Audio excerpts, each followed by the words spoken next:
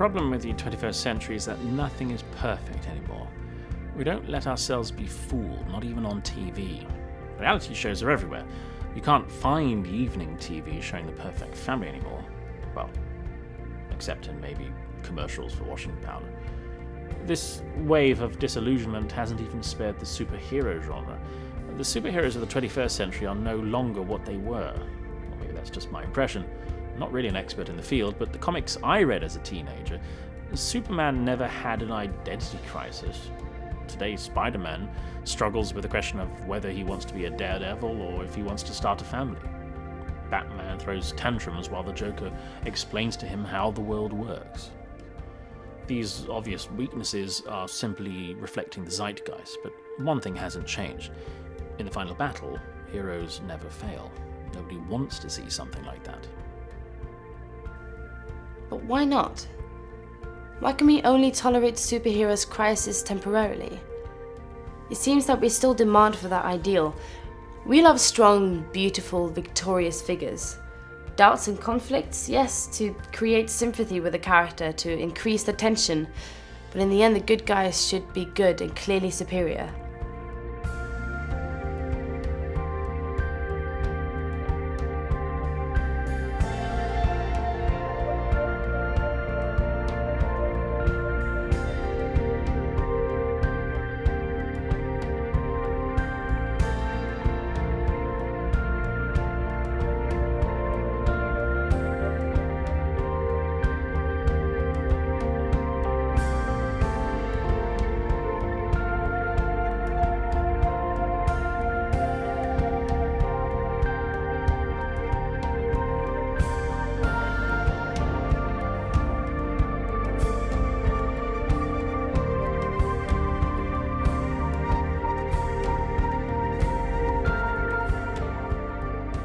Humans simply long for perfection in any form.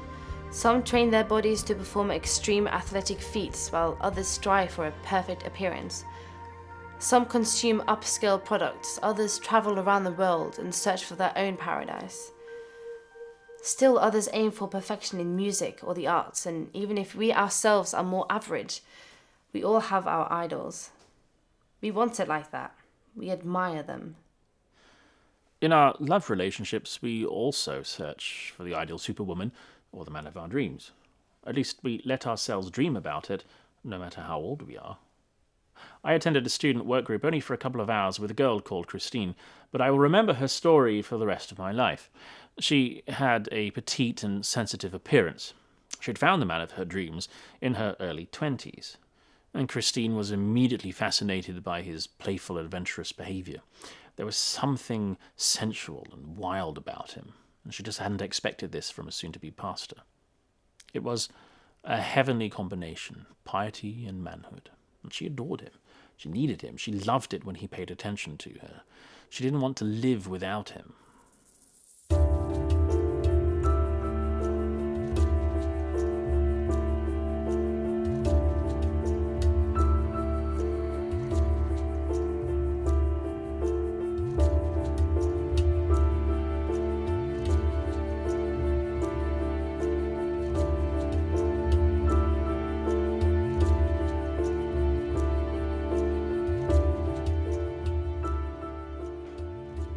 What Christine experienced is actually nothing special.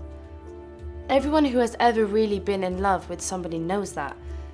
You are not only enthusiastic, you also project all your wishes and dreams onto the other person. Everything revolves around him or her. You invest lots of energy into pleasing the other person and you expect a completely new life. As people in love, we become devotees. Dozens of song lyrics express this intensity, such as, "You are the sun, the stars, the moon, you are my world, you are my life." Or, "Everything I do it for you. Take my life, I would give it up, I would sacrifice." These words seem greatly exaggerated when viewed from a neutral perspective, but that doesn't make them less attractive. We want to feel like this. We want to find somebody we simply have to give ourselves up to because he is so fascinating.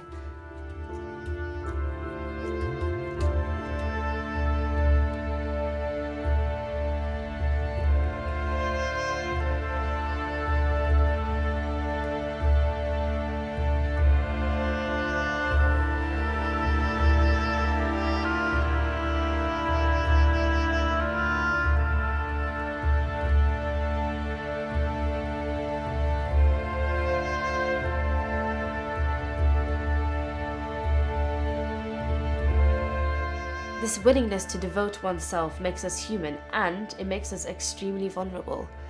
Because adoring somebody also means that I give that person power over my life. I'm making my happiness dependent on someone else. I'm letting somebody else determine my fate. Take Christine as an example. She married the man of her dreams after 1 year. 2 years later, she moved back to her parents' house, divorced and with a baby. In a personal crisis, her newlywed husband had given up his pastorate to become a soldier, but this wasn't enough for him. Attempting to rid himself of any and all responsibility, he betrayed his young wife, and finally he withdrew completely from her and his small daughter. Christine's emotional wounds are very deep, and understandably so. She hadn't only lost the love of her life, but the money she lived on, her self-confidence, and her trust in relationships in general. For some time she struggled with depression. She had to rebuild her self-esteem from scratch.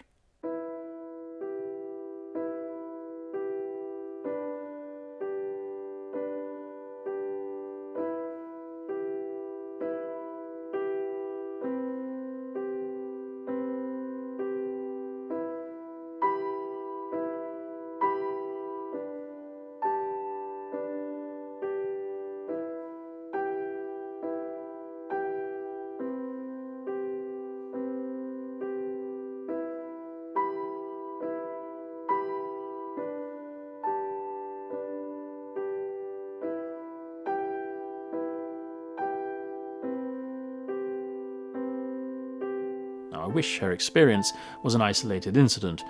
Now, of course, her story and her disappointment were on the extreme end of the scale, but we all know innumerable cases in which people make themselves dependent on other persons not worth their devotion. And every time something is destroyed within them, I've noticed that it's not only in relationships that we are humiliated, because no matter what I idealize or glorify, it influences my life. It becomes the benchmark that defines me. For example, if I'm fascinated by the world of fashion, by perfect Photoshop bodies, and I judge myself by this ideal, then of course I see myself as fat, spotty and unwanted. If the world of the rich and their status symbols magically attract me, then I will always have to be ashamed of what I have. These are only two classical examples. How many inferiority complexes result from false idealization, and how much bad fortune stems from unworthy goals? We elevate the wrong things. We let ourselves be humiliated. And if you adore nobody and make yourself the center of your striving, then you go around in circles instead of growing. You lead a lonely life. You humiliate yourself.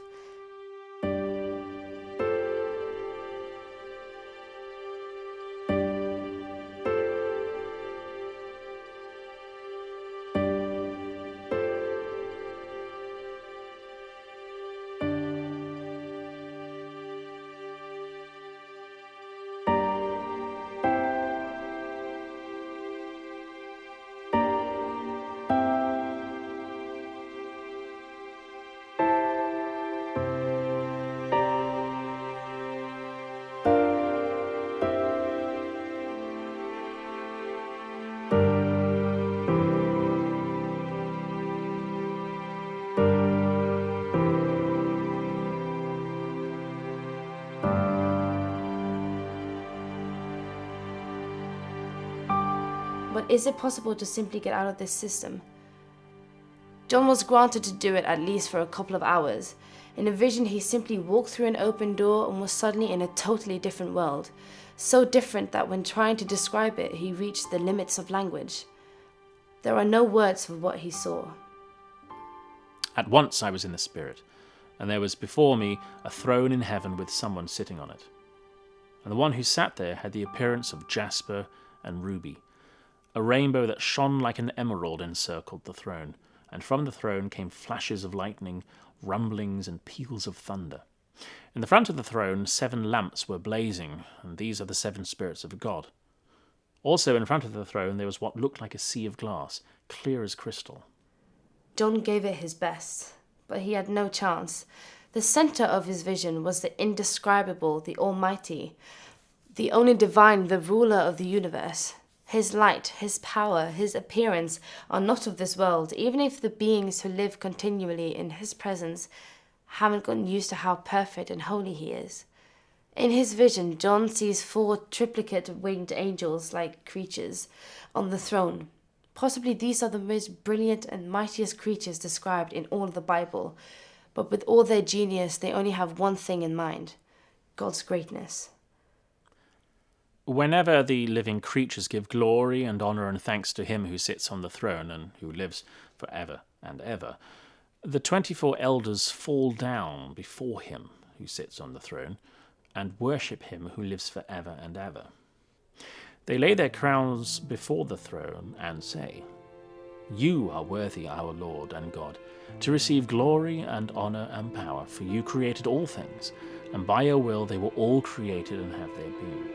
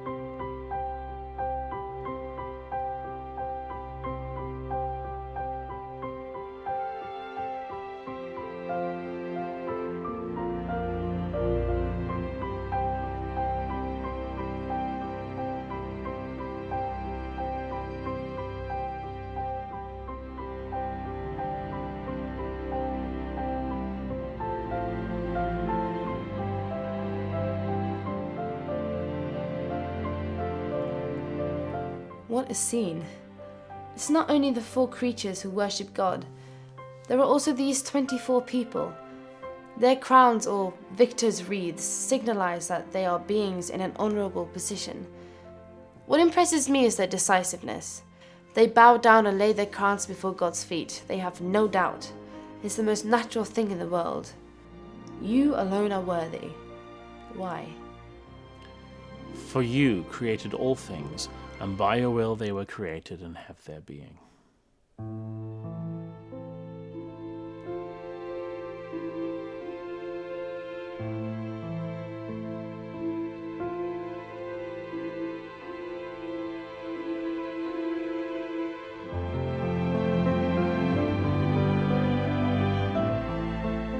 This makes sense. God is the origin. He always stands at the beginning of the chain. There is nothing before him, no matter what impresses us: beauty, intelligence, giftedness. Actually, these things only exist because God created them.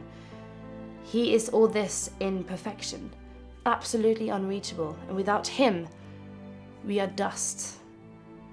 John saw the chamber of the throne, and in this chamber of the throne, beyond our perception, the longing for the perfect ideal finds its fulfillment. The reason it isn't that easy for us is because of the battle between Michael and the dragon, and because the dragon continues his war on Earth even after his defeat. In chapter 12 of the book of Revelation, we come across it, and in the following chapters, 13 and 14, we will see how this conflict escalates. More and more, it's all about the one question: who is worthy to stand at the very top, and who is worthy of being adored? And the conclusion at the climax of chapter 14 is: adore the one who created the heavens and the earth, the creator of the universe. And with this, the last book of the Bible again leads us back to the first book of the Bible at the beginning. How was it when God created the earth? God saw all that he had made, and it was very good. And there was evening, and there was morning, the 6th day. Thus the heavens and the earth were completed in all their vast array. everything was good. The Bible says God spoke and it was done. He brought things into being in a completed form. Every creature was perfect. It wasn't a struggle for survival or complex calculations that brought the world to culmination. It was His word. Do you know what that means? That life is a pure gift. The value of man is not to be found in his ability to survive. Humanity doesn't have to create the natural world. The Creator does this for them. They just exist perfectly, and they can relax. They are simply extremely valuable without having done a thing.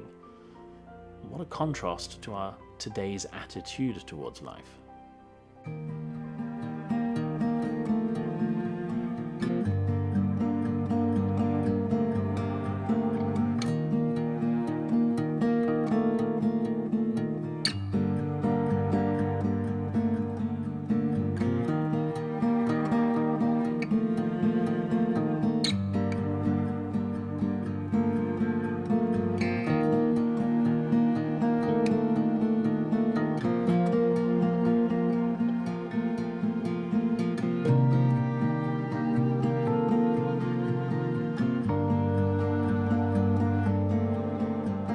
We are beyond Eden.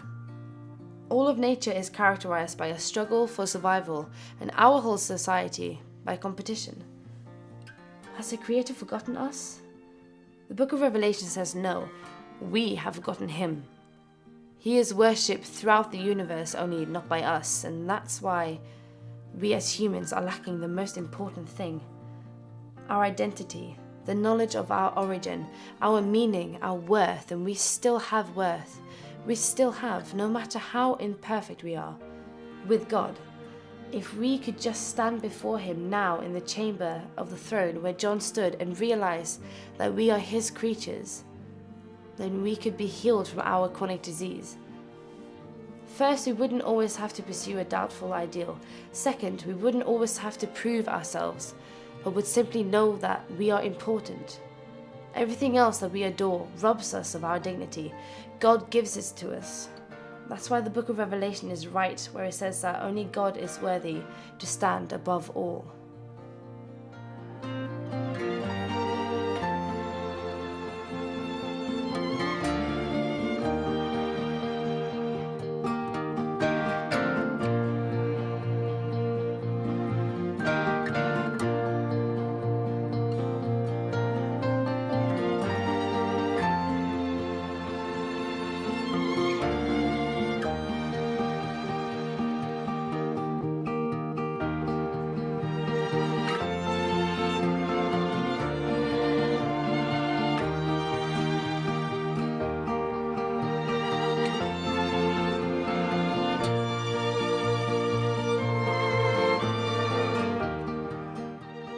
I have a storybook by Max Lucado about Punchinello. He lives in a world of living wooden figures. They've all developed their own system of evaluation. The beautiful and the great get more and more shiny stars from the others. The common figures, on the other hand, get black marks. Punchinello suffers from this pressure until one day he meets Lucia, and for some reason or other, the stickers don't stick to her, neither the good ones nor the bad ones. She lives in a relaxed way. According to her, the reason for her serenity is her daily visit to the great whittler who created all dolls. Punchinello hesitates for a long time, but finally has the courage to visit the whittler, and he and the master have a touching conversation. Punchinello learns that the black marks only stick to him because he takes them so seriously. Why is Lucia free of that? Because she has decided that it's more important what I think, explains the master. Visit me daily, he suggests, so that I can remind you how important you are to me. On that day, Punchinello loses his first black mark. The book is written in a sensitive way and is beautifully illustrated. In fact, it's not really a children's book. We grow up and still suffer from this pressure. We are compared to others and expected to be perfect. I often wish to distance myself from how other people evaluate me, and the place where I can experience this relief is God's throne. You can compare him with no one, and he still notices me. I lay my crown before him. Whenever I worship my Creator, I know who I am.